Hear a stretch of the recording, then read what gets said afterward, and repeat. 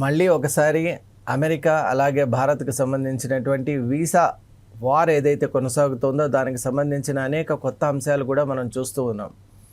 మనకు ఒక సామెత గుర్తుకొస్తుంది, దూరపు కొండలు నునుపు అనేది. అది ఎగ్జాక్ట్గా ఇప్పుడు భారతీయులందరూ కూడా తెలుసుకోవాలి. అమెరికాలో ఉన్నటువంటి తీవ్రమైన ఇన్ఫ్లేషన్ కానివ్వండి, అక్కడ ఉన్నటువంటి ఒక ఇన్సెక్యూరిటీ కానివ్వండి, అలాగే అక్కడ దేశం వాళ్ళు ఎలా అయితే భారతీయుల్ని అక్కడి నుంచి నెట్టేయాలనేటువంటి ప్రయత్నాలు చేస్తున్నారో, ఇన్ని చేస్తున్నా కూడా ఆత్మాభిమానాన్ని ఆత్మ గౌరవాన్ని కూడా కాదనుకొని భారతీయులు ఇంకా అమెరికానే పట్టుకొని ఊగిసలాడడం కూడా చాలా ఆశ్చర్యానికి గురి చేస్తోంది. ఈ మధ్యకాలంలో దానికి ఊతమిచ్చేటట్టు USCIS అంటే United States Citizenship and Immigration సర్వీసెస్కి సంబంధించిన ఒక కొత్త ప్రకటన అనేటువంటిది మనం చూసాం. ఆ ప్రకటన వల్ల కూడా ఎంతో కలవరపాటు చెందారు. మరి ఆ ప్రకటన ఏంటి, దానికి సంబంధించిన అంశాలన్నీ కూడా ఇప్పుడు మనం తెలుసుకునే ప్రయత్నం చేద్దాం.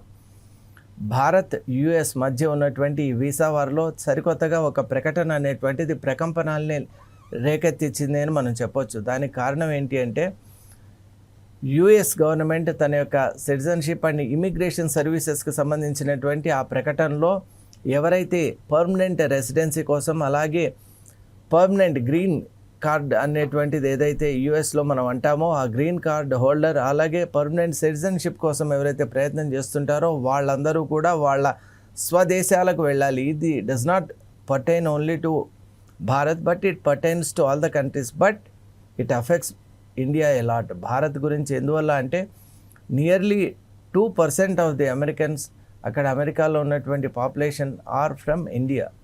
మరి ఈ నేపథ్యంలో దీని యొక్క ప్రకంపనని మనం అర్థం చేసుకునే లోపే ఒక తాజా ప్రకటన కూడా మళ్ళీ వచ్చింది. దాంట్లో కొంత సడలింపుగా ప్రతి ఒక్కరూ కూడా వెళ్ళనవసరం లేదు, కాన్సులర్ ప్రాసెస్లో ఉన్న ప్రతి ఒక్కరూ కూడా వెళ్లకుండా కొంతమందికి మినహాయింపు ఉందనేటువంటి ఒక రీఅడ్జస్టెడ్ అండ్ రీడిఫైన్డ్ స్టేట్మెంట్ కూడా మనకు USCIS నుంచి మనం చూసాం.